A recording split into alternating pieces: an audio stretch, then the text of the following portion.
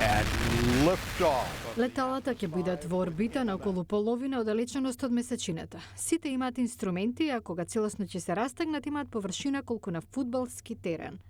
Мисијата е под кратенката ММС, магнетосферска повеќестепена мисија. Леталата ќе бидат во пирамидална позиција на 10 километри оддалеченост едно од друго. Ќе ги документираат частиците кои што доаѓаат од Сонцето и влегуваат во содејство со магнетното поле на Земјата, вели научничката на НАСА Холи Гилберт. Полето се деформира и ги забрзува частиците.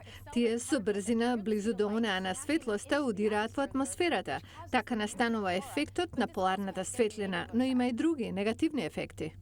Овој процес е познат како магнетна реконекција. Може да ги прекине електричните мрежи, да ги исклучи сателитите и да ги попречи радиосигналите и воздухопловната комуникација.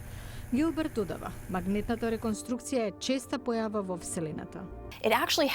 Се случува на Сонцето.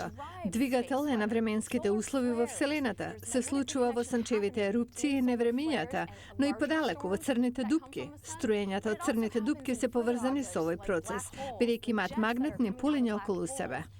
Ова е прва мисија на НАСА за бележење на содејството на сончевите ветришта и магнетното поле на Земјата. Гилберт очекува мисијата да помогне со тоа што Мерењата на процесот би овозможиле да го прогнозираме влијанието на вселенските временски услови врз Земјата. Двегодишната мисија ќе чини $1,1 милијарди.